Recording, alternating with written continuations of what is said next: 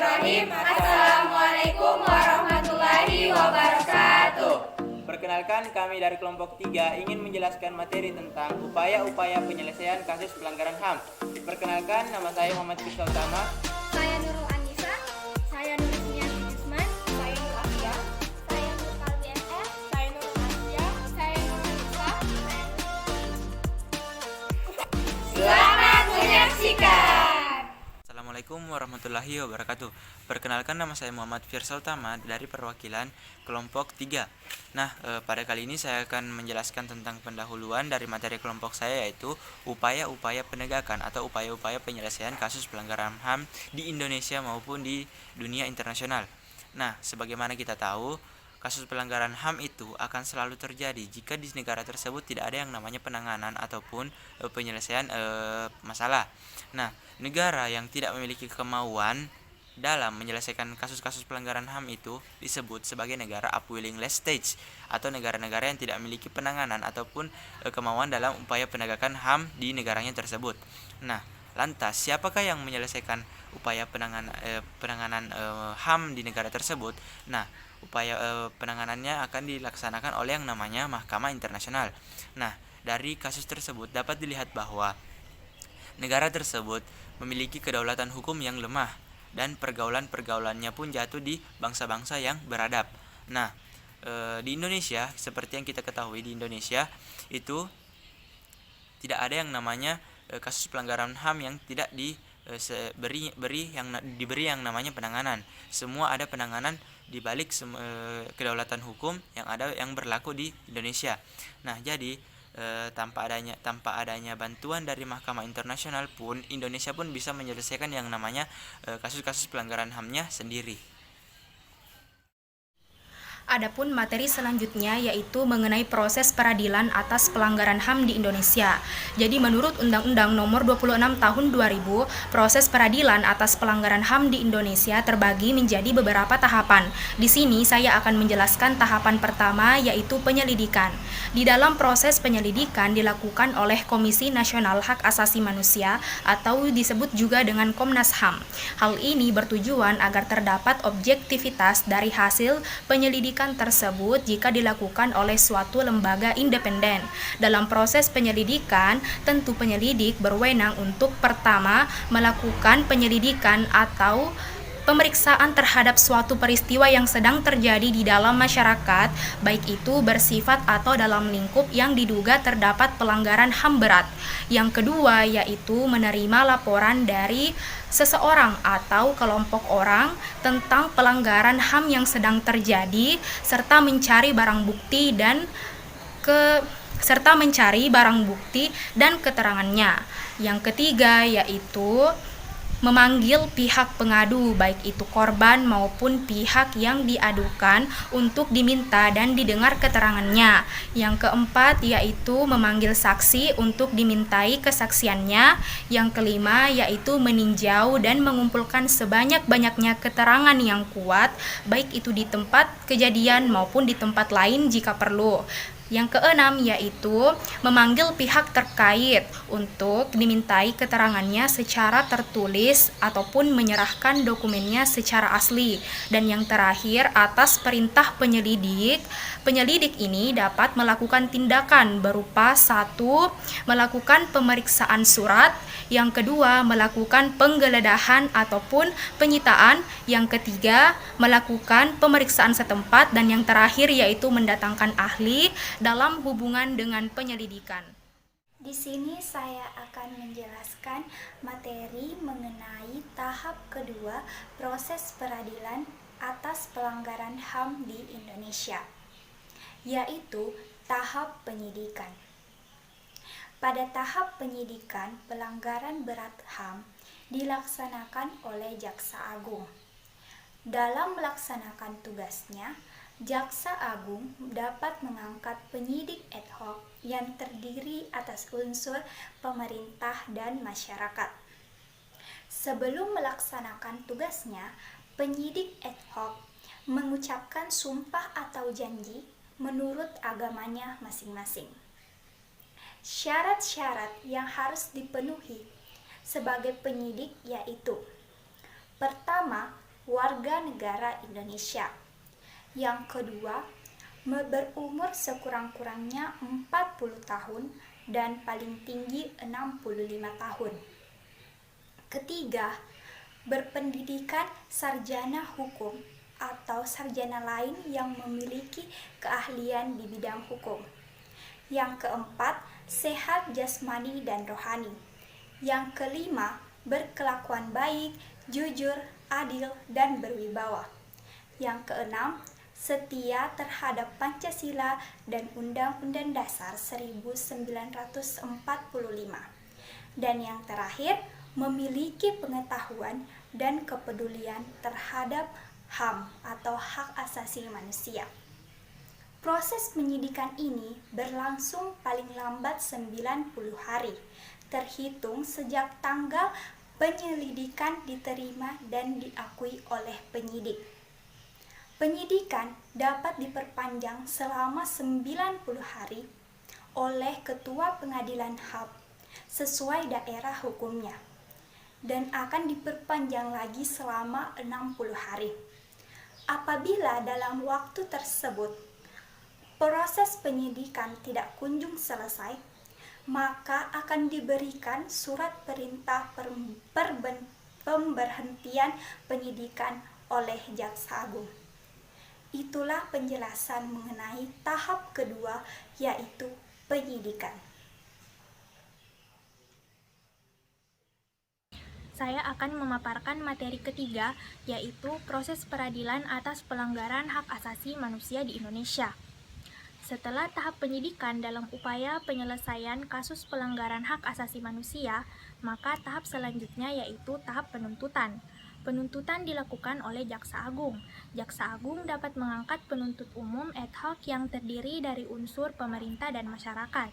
Syarat untuk diangkat menjadi penuntut umum sama halnya dengan syarat untuk diangkat menjadi penyidik ad hoc. Penuntutan dilakukan paling lama 70 hari setelah tanggal hasil penyidikan diterima. Sekian materi dari saya. Baik, di sini saya akan melanjutkan materi dari teman saya, yakni mengenai proses peradilan atas pelanggaran HAM di Indonesia. Nah, setelah tahap penuntutan, maka tahap terakhir adalah pemeriksaan di pengadilan. Pemeriksaan perkara pelanggaran berat HAM dilakukan oleh Majelis Hakim Pengadilan HAM berjumlah 5 orang, terdiri atas 2 orang hakim pada pengadilan HAM dan 3 orang hakim ad hoc. Adapun syarat-syarat menjadi hakim ad hoc diantaranya yakni merupakan warga negara Indonesia, bertakwa kepada Tuhan Yang Maha Esa, berumur sekurang-kurangnya 45 tahun dan paling tinggi 65 tahun, berpendidikan sarjana hukum atau sarjana lain yang mempunyai keahlian di bidang hukum, sehat jasmani dan rohani, berwibawa, jujur, adil, dan berkelakuan baik, mempunyai pengetahuan dan kepedulian di bidang hak asasi manusia, serta tentunya setia kepada Pancasila dan Undang-Undang Dasar 1945. Perkara paling lama 180 hari diperiksa atau diputus sejak perkara dilimpahkan ke Pengadilan HAM. Banding pada pengadilan tinggi dilakukan paling lama 90 hari terhitung sejak perkara dilimpahkan ke Pengadilan Tinggi. Kasasi paling lama 90 hari sejak perkara dilimpahkan ke Mahkamah Agung. Di sini saya akan melanjutkan materi yang telah dipaparkan oleh teman kelompok saya. Saya akan menjelaskan mengenai sanksi atas pelanggaran hak asasi manusia di Indonesia. Di dalam penjelasan umum, Undang-Undang Hak Asasi Manusia menyebutkan bahwa pelanggaran baik secara langsung maupun secara tidak langsung akan dikenakan sanksi pidana, sanksi perdata, dan atau sanksi administratif sesuai dengan ketentuan undang-undang yang berlaku. Di dalam hukum pidana, kita dapat menggunakan pasal 335 ayat 1 Kitab Undang-Undang Hukum Pidana yang terdiri atas 2 bagian. Bagian yang pertama yaitu diancam dengan pidana penjara paling lama 1 tahun atau denda paling banyak Rp4.500. Adapun bunyi dari butir 1 yakni barang siapa secara melawan hukum memaksa orang lain supaya tidak melakukan maupun membiarkan sesuatu dengan menggunakan kekerasan, sesuatu perbuatan lain maupun perlakuan tak menyenangkan atau dengan memakai ancaman kekerasan, sesuatu perbuatan lain maupun perlakuan yang tak menyenangkan baik terhadap orang itu sendiri maupun untuk orang lain. Butir kedua berbunyi barang siapa memaksa orang lain supaya tidak melakukan ataupun membiarkan sesuatu dengan memakai ancaman pencemaran atau pencemaran tertulis. Pada bagian kedua, dalam hal sebagaimana yang telah disebutkan pada butir yang kedua, kejahatan hanya dituntut atas pengaduan orang yang terkena. Penjelasannya yaitu dalam hal ini kita harus membuktikan bahwa ada paksaan untuk tidak melakukan sesuatu atau melakukan perkumpulan dengan menggunakan kekerasan, sesuatu perbuatan lain maupun perlakuan tak menyenangkan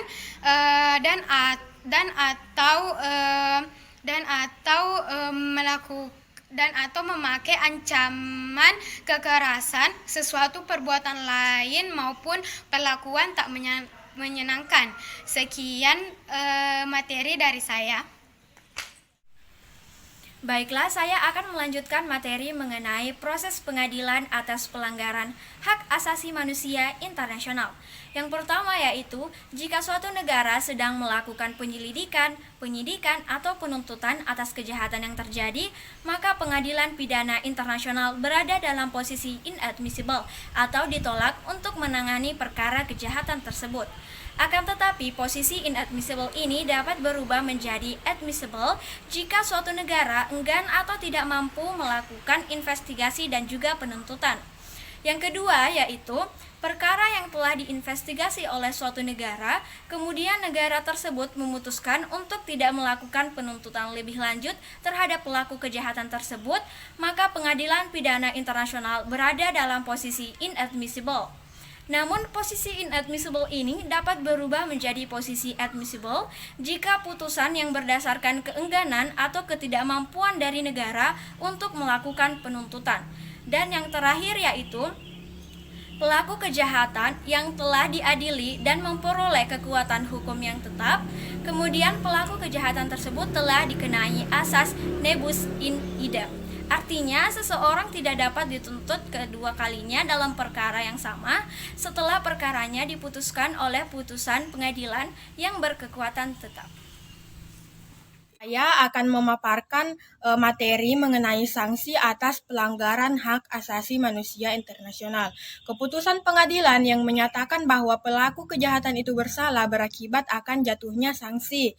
Sanksi internasional dijatuhkan kepada negara yang dinilai telah melanggar peraturan atau tidak peduli terhadap pelanggaran hak asasi manusia di negaranya. Sanksi yang diterapkan pun bermacam-macam, diantaranya yaitu yang pertama diberlakukan traveling warning atau pembatasan atau peringatan pembatasan wilayah terhadap suatu negara di wilayah itu. Yang kedua, pengalihan investasi atau penanaman modal. Yang ketiga, memutuskan hubungan diplomasi. Yang keempat, pengurangan bantuan ekonomi. Yang kelima, pengurangan tingkat kerjasama. Yang keenam, pemboikotan produk impor. Dan yang terakhir yaitu embargo ekonomi. Sekian dari Berdasarkan materi yang telah kami paparkan, dapat kami tarik kesimpulan bahwa kasus pelanggaran HAM akan terus terjadi jika tidak segera ditangani. Adapun upaya penyelesaian kasus pelanggaran HAM, baik di Indonesia maupun internasional, terbagi atas proses peradilan dan juga sanksi terhadap pelanggarannya. Adapun upaya penyelesaian kasus pelanggaran HAM di Indonesia, yang pertama, proses peradilannya dibagi menjadi proses penyelidikan, proses penyidikan, proses penuntutan, dan juga proses pemeriksaan di pengadilan. Adapun sanksi yang dikenakan seperti sanksi pidana, sanksi perdata, dan juga sanksi administratif. Apabila berdasarkan hukum pidana, maka akan dikenakan pasal 335 ayat 1 Undang-Undang Hukum Pidana. Selain di Indonesia, di lingkup internasional, kasus pelanggaran HAM akan ditangani oleh Mahkamah Internasional, di mana proses peradilan akan ditangani jika negara yang bersangkutan tidak mampu melaksanakan penyelidikan dan juga penuntutan. Yang kedua, adapun sanksi yang akan diberikan bermacam-macam seperti pemutusan hubungan diplomatik. Yang kedua, pemboikotan produk ekspor, dan yang ketiga yaitu embargo ekonomi. Itulah tadi rangkaian presentasi dari kelompok kami, kurang dan lebihnya mohon dimaafkan. Wassalamualaikum warahmatullahi wabarakatuh.